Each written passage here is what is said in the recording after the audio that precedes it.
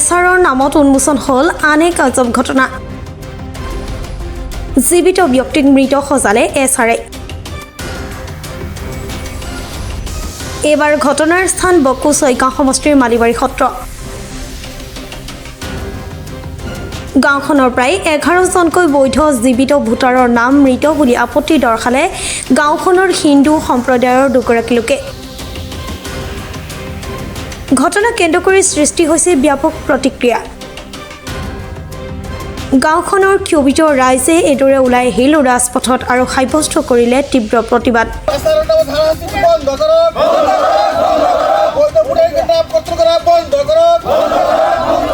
প্ৰতিবাদী ভোটাৰসকলে চৰকাৰ বিৰোধী শ্লোগানেৰে উত্তাল প্ৰতিবাদ সাব্যস্ত কৰে। ঘটনাৰ তদন্ত দাবী কৰাৰ লগতে পুনৰ এইসকল বৈধ ভোটাৰৰ নাম ভোটাৰ তালিকাত সন্নিৱিষ্ট কৰাৰ দাবী জনাইছে ভুক্তভোগী ভোটাৰ ৰাইজে।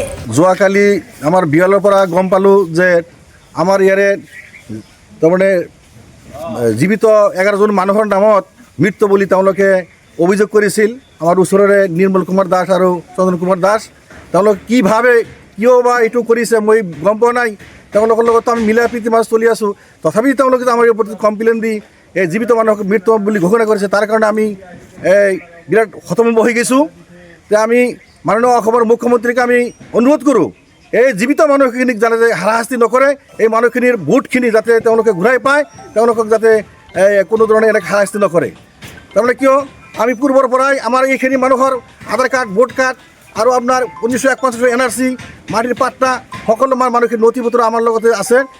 এই মানুহখিনিক ওপৰত যে ইমান হাৰাশাস্তি কৰাৰ কাৰণে তেওঁলোকে কিয় অভিযোগ কৰিছে এইটো মই বুজি পোৱা নাই।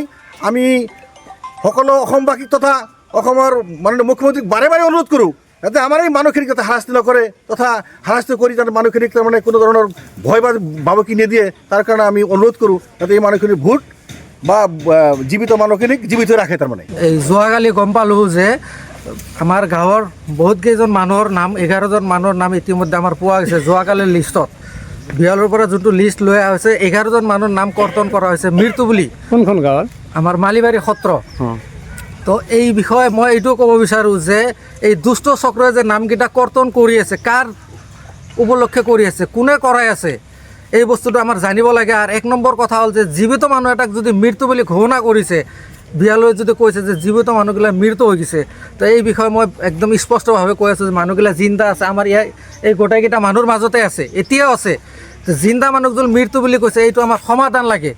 আৰু আমাৰ আপোনাৰ ফেমিলি কোনোবা হেৰি হৈছে নেকি? হয়, মোৰ ৱাইফ তেওঁৰ নামত আছে। কি মৰা বুলি আছে, জিন্দা আছে, তেওঁ মোৰ লগত আছে। এইটো কেনেকৈ সম্ভৱ হ'ব? কি ক'ব?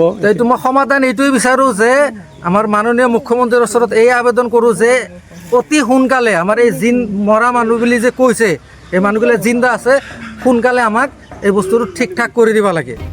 চমৰীয়াৰ পৰা চাইফুল ইছলামৰ ৰিপৰ্ট, প্ৰাতঃ টাইম ডিজিটেল।